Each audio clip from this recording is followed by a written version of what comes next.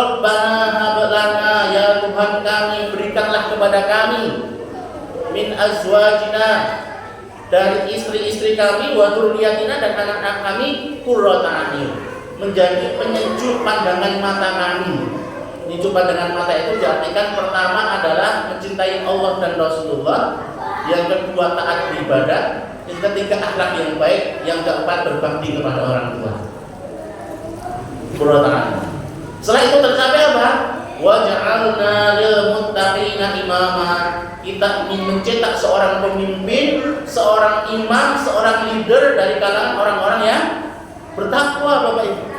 Jadi hari ini dalam bayangan kita, dalam benak kita harus bermimpi, dalam rumah tangga kita itu Bapak Ibu sekalian harus muncul para pemimpin-pemimpin muslim. Boleh mereka jadi dokter, tapi dokter yang bertakwa dan dia memimpin orang-orang yang bertakwa. Boleh jadi menteri yang bertakwa dan membuat kementeriannya menjadi kementerian yang bebas korupsi karena ketakwaannya. Boleh menjadi pengusaha yang kaya raya, punya karyawan yang banyak, bahkan memimpin di antara para pengusaha yang lain, dan kemudian dia bertakwa. Boleh jadi presiden. Boleh nggak Pak?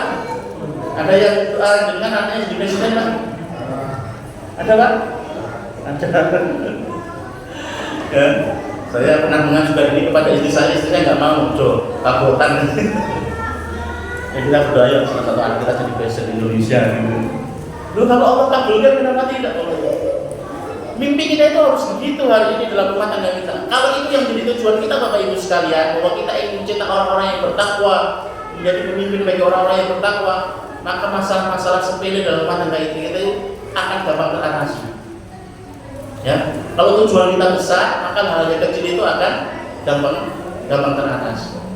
Ya memang mungkin didik, ya mungkin kadang-kadang dalam kondisi di bawah, mungkin dalam kondisi mungkin anak kita sakit, mungkin dalam kondisi ya macam-macam lah. Godaan dalam rumah tangga itu macam-macam gitu. Tapi insya Allah kalau tujuan kita besar, maka Allah akan membantu kita untuk mencapai tujuan. Nah itu secara konsep. Ya, maka sekali lagi Bapak Ibu sekalian, yuk kita lihat selama ini kita berumah tangga dengan tujuan apa. Mungkin ada yang sudah lebih sepuh, senior daripada saya gitu. Saya nikah di usia 24 tahun 2011. Berarti sekarang sudah 16 tahun. Mungkin dengan sudah ada yang 50 tahun ada Pak? Sudah ada mungkin ya? Ya, sudah lebih senior. Nggak apa-apa kalau ini kemudian turunkan kepada anak cucunya. Nah, kamu kalau berumah tangga, yuk cari tujuan yang lebih tinggi daripada sekedar untuk mencari status sosial, mencari duit, mencari harta. Tapi ini tujuannya apa adalah mencetak orang-orang yang bertakwa. Nah, Bapak Ibu sekalian, itu tataran konsep besarnya. Nah, tataran teknis Bapak Ibu, kalau terjadi kisruh, terjadi konflik dalam rumah tangga kita, apa yang seharusnya kita lakukan? Ternyata jawabannya ada dalam Al-Quran. Di Quran surat Al-Baqarah 237. Yang menarik Bapak Ibu, ayat ini bercerita tentang perceraian. Ya. Ujung dari konflik rumah tangga itu yang paling menyakitkan kan perceraian Bapak Ibu ya. Itu korbannya tidak hanya suami istri tapi anak-anak ikut merasakannya. Naudzubillah. Dari semua keluarga kita rukun-rukun semua. Amin ya rabbal alamin. Nah, di ayat 237 itu Allah Subhanahu wa taala berfirman, "Wa in talaqatumuhunna min qabli an tamassuhunna wa qad faradtum lahunna fariidatan fa nisfu ma faradtum illa ayyakuna aw ya'fu alladhi bi yadihi 'uqdatun nikah wa an ta'fu aqrabu lit-taqwa wa la tansawul fadla bainakum innallaha bima ta'maluna basyir." Jika kamu menceraikan istrimu sebelum bercampur dengan mereka, padahal sesungguhnya kamu sudah menentukan maharnya, maka bayarlah 1/2 dari mahar yang telah kamu tentukan itu, kecuali jika istri-istrimu itu memaafkan atau dimaafkan oleh yang memegang ikatan nikah, Nah, saya baca sampai situ, kita tidak berbicara tentang masalah perceraiannya atau fikih perceraiannya, karena itu bukan materi kita di malam hari ini. Tapi Bapak Ibu, di akhir ayat ini Allah Subhanahu wa taala memberikan 3 resep yang luar biasa. Bahkan kepada orang yang sudah bercerai, ya perceraiannya itu perceraian yang tetap mulia. Ya. Tidak menimbulkan konflik yang lebih besar. Nah, kalau ini diterapkan, Allah aja memerintahkan pada yang sudah bercerai, apalagi yang masih rukun-rukun saja. Kalau ini kemudian 3 ini kita tumbuh kembangkan di dalam interaksi kita dalam rumah tangga, insya Allah nggak akan ada masalah. Yang pertama, Bapak Ibu sekalian, dikata Allah Subhanahu Wa Taala, wa antahu aqrabu littaqwa. Jika kamu memaafkan, maka memaafkan itu lebih dekat kepada ketakwaan. Ini yang pertama. Bapak Ibu sekalian, ini resep pertama mengatasi konflik apapun dalam rumah tangga kita. Yang pertama, kita harus berlapang dada untuk memaafkan.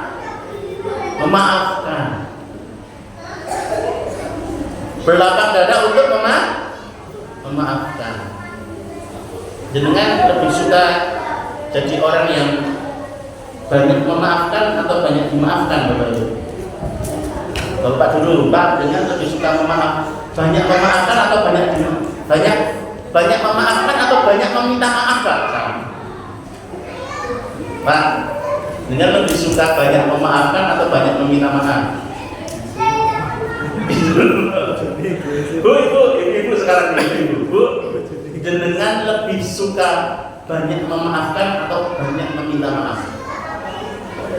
Banyak memaafkan ya Bu? Ya Bu ya.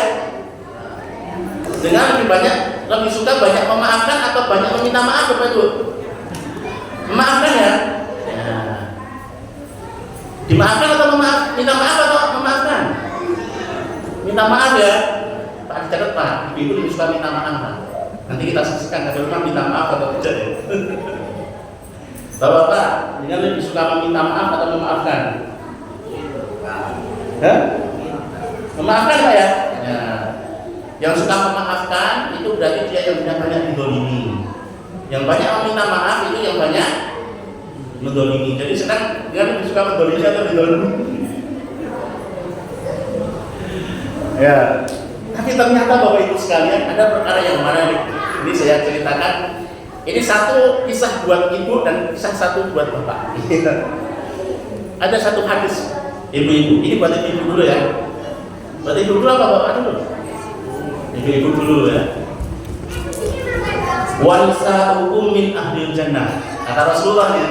Ini kata Rasulullah bukan saya ya Bu. Kata Rasulullah. Wanisa'ukum min ahlil jannah. Aku kabarkan kepada kalian perempuan-perempuan ahli surga. Apa saja ciri-cirinya perempuan ahli surga? Yang pertama adalah al-wadud, mereka yang lemah lembut.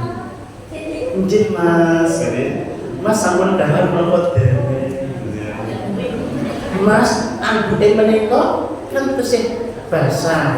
Mbok nyuwun tulung dipanggil panggenan biasa kata lho. Mas, iki lho, duwe kok ngene meneh ya.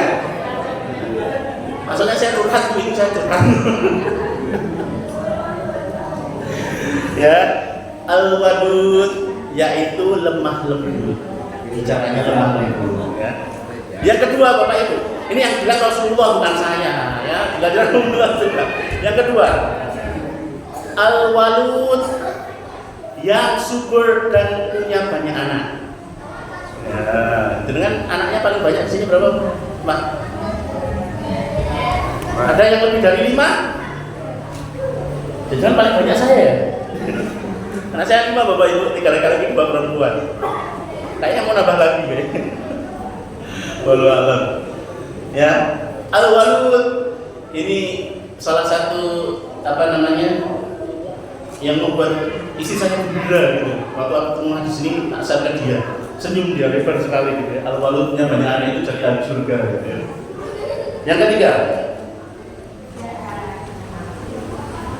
Al-'audu 'ala zawjiha, dia selalu kembali kepada suaminya, maksudnya taat kepada suaminya.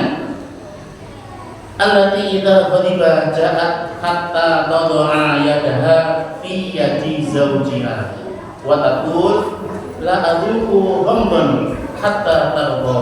Rawahu Nasa'i wa Tabrani.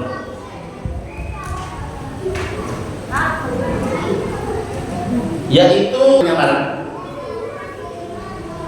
dia datang kepada suaminya, kemudian meletakkan tangannya dan berkata, la aduku hondon, mataku tidak bisa terkejar, hatta tardo, hingga engkau meridhoi itu.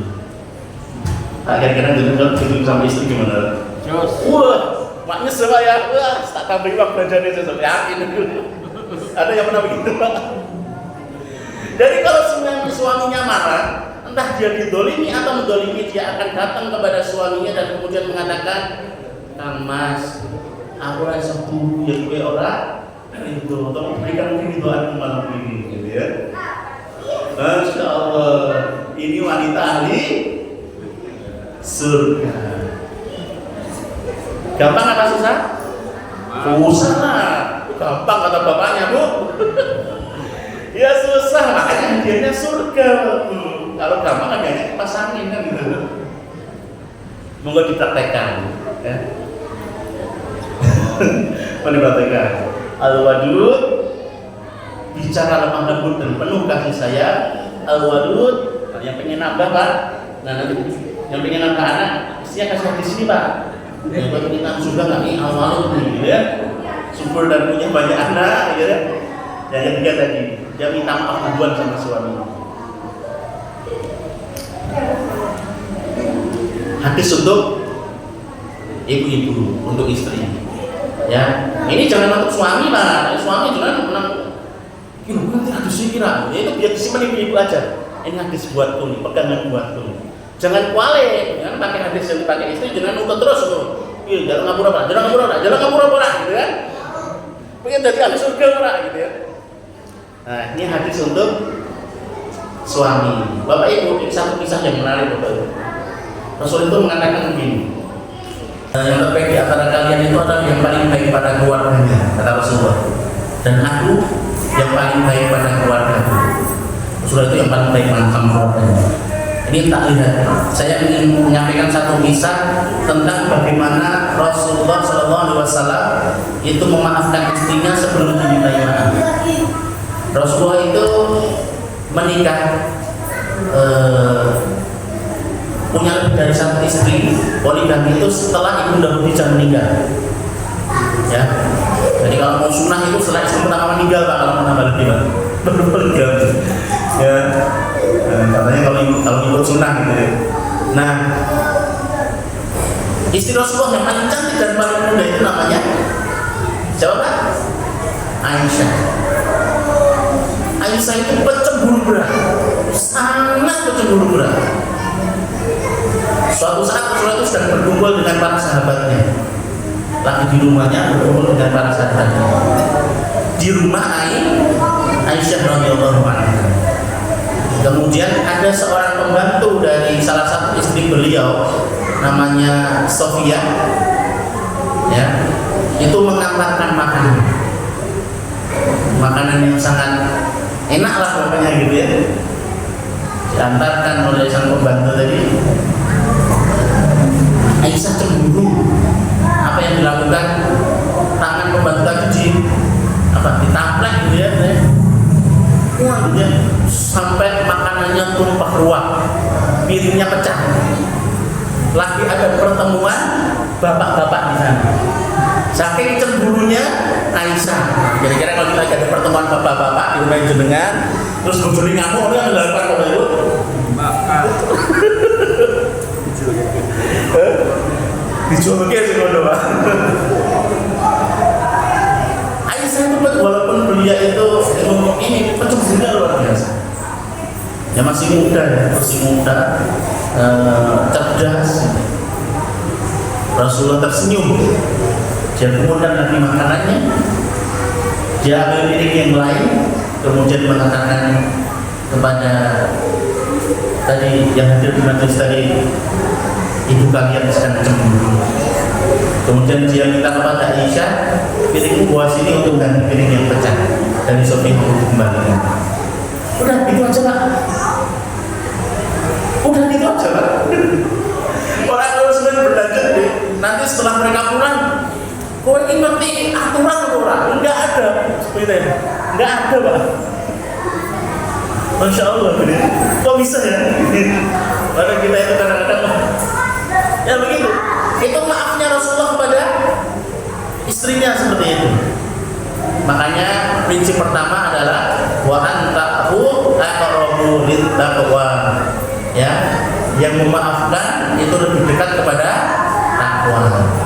Itu kalau diterapkan sama istri, Bapak Ibu sekalian, insya Allah hukum. Punya lapang hati, punya lapang dada untuk memaafkan pasangan kita. Ya. Yang kedua, apabila suatu dengan 9 dari itu. Yang kedua adalah wala tansawul fadla bainakum. Dan janganlah merupakan keutamaan di antara kalian. Yang kedua Bapak Ibu. Bapak Ibu sekalian yang dimuliakan Allah, jenengan mungkin yang sudah menikah bertahun-tahun, itu kadang-kadang kita itu kehilangan ya, ketemu pendak dino, tangi dulu ketemu, sepanjang hari ketemu, atau ketemu meneh gitu ya. Kadang-kadang kita itu lupa dengan kebaikan pasangan kita. Betul nggak Pak? Betul nggak Bu? Padahal kalau kita benar-benar mau memikirkan ya kebaikan pasangan kita itu mesti ada. Paling tidak coba berikan dulu pas masa-masa awal nikah, awal dulu. Ya istrinya lembut sekali, suaminya perhatian sekali. Itu bagian dari kebaikan. Nah kadang-kadang ini prinsip Bapak Ibu, mari kita temukan di dalam pasangan kita itu kebaikannya apa. Bukan dilihat keburukannya. Jangan dilihat jeleknya doang, dilihat kebaikannya itu apa. Pasti ada. Kebaikan pasangannya sendiri ya. Jangan kebaikan pasangan orang lain. Jadi hebat kalau begini.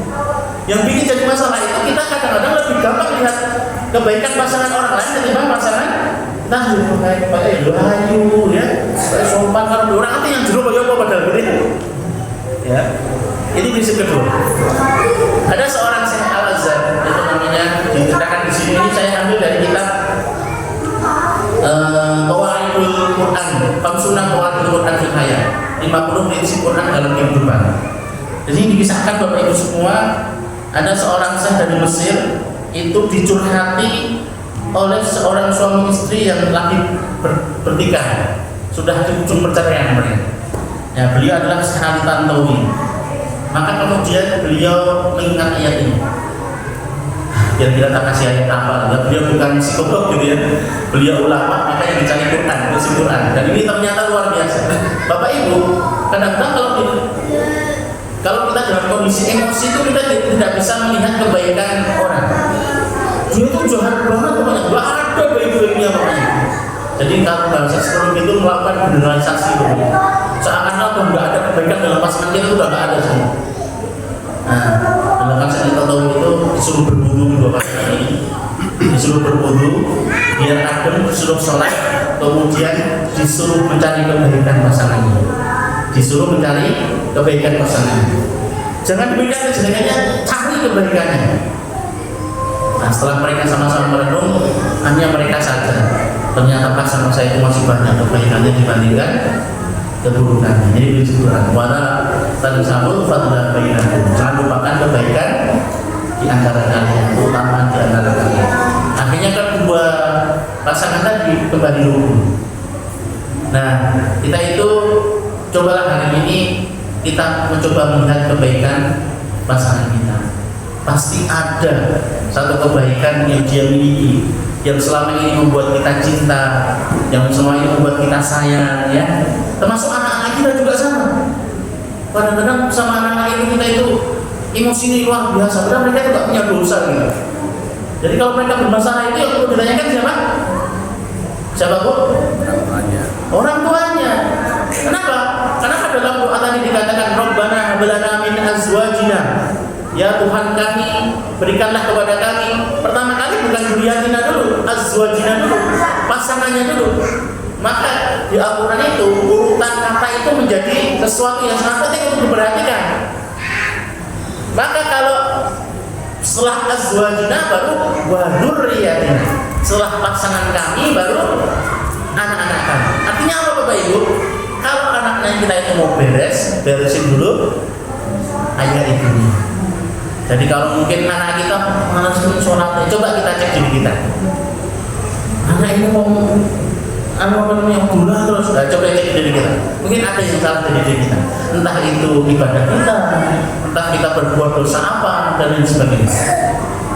Itu kalau pas anak-anak begitu, pas lagi susah menjatuh begitu tuh, karena saya merenung sendiri. Aku salah apa ya?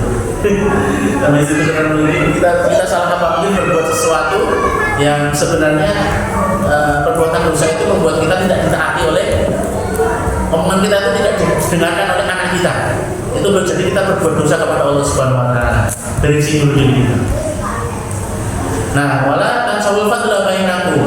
Jangan lupakan kebaikan di antara kalian. Yang terakhir, innallaha bima ta'maluna basir. Sesungguhnya apa yang kamu lakukan Allah Maha melihat. Kalau kita sudah melihat kebaikan pasangan kita, maka yuk kita evaluasi diri kita sendiri.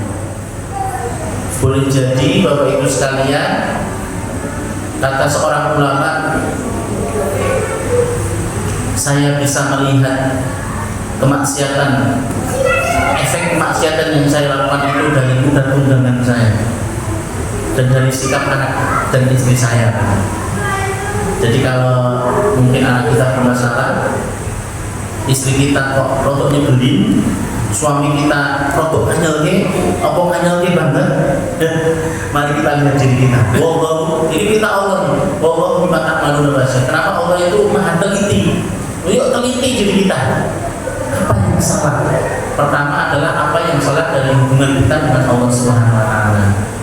Mungkin ada yang salah, mungkin kita kurang dikit, mungkin kita ada hati yang kotor, ada sifat yang tidak baik, ada kewajiban yang kita tinggalkan, ya, dan lain sebagainya. Nah, kita lihat diri kita. Nah, itu prinsipnya Bapak Ibu sekalian. Jadi semoga 3 hari ini bisa membantu. Jadi kalau rumah tangga kita itu pengen ayam, tentrem, adem, ya, dan produktif. Ya, yang pertama tadi prinsipnya adalah mari kita kembalikan niat awal kita berumah tangga itu karena Allah Subhanahu Wa Taala. Insya Allah kalau niat kita Allah, segala masalah akan teratasi. Nabi Ibrahim adalah contoh, walaupun kita tidak selevel Nabi Ibrahim ya, dan insya Allah juga tidak akan mendapatkan ujian seberat Nabi Ibrahim. Yakin ya, nggak kuat kita kalau dapat ujian dari Nabi Ibrahim. Ya, karena level keimanan kita bukan tidak selevel Nabi Ibrahim, kita tidak akan dapat ujian seperti itu. Tapi itu jadi contoh betapa Nabi Ibrahim dan keluarganya itu karena tujuan mereka Allah dan Allah, maka Allah kemudian memudahkan semua perjalanan itu. Yang kedua, Bapak Ibu sekalian, secara teknis, kalau terjadi sesuatu dalam rumah tangga kita, terjadi konflik, terjadi kisruh, terjadi komunikasi yang tidak baik, mari kita lakukan 3 hal ini. Pertama, wa anta'fu aqrabu littaqwa. Lapangkan hati kita, lapangkan dada kita untuk memberikan maaf dulu. Yang kedua, wala tansawul fadla bainakum. Ya, mari kita lihat kebaikan dari pasangan kita. Yang ketiga, Allah innallaha bima ta'maluna basir. Mari kita melihat Bapak Ibu sekalian perbuatan kita sendiri. Adakah sesuatu yang kita lakukan dosa kepada Allah atau hak orang lain yang kita tunaikan dan lain sebagainya, menjadi itu membuat pasangan kita, membuat anak-anak kita itu tidak mendengarkan kita, tidak taat kepada kita. Mungkin itu bisa sampaikan Bapak Ibu sekalian sedikit, semoga bermanfaat. Ya, jika ada benarnya semuanya datangnya dari Allah Subhanahu Wa Taala. Jika ada kekurangannya, jika ada salahnya dari kebodohan saya, semoga Allah memaafkannya. Semoga kita semua Bapak Ibu sekalian bisa mencapai apa yang diharapkan dari tujuan kita rumah tangga. Kalau hari ini kita bisa bersama-sama dikumpulkan oleh Allah Subhanahu wa taala di dunia, semoga Allah Subhanahu wa taala nanti kembali mengumpulkan kita, keluarga kita, anak-anak kita, istri dan suami kita bersama-sama di surga Allah Subhanahu wa taala. Amin ya rabbal alamin.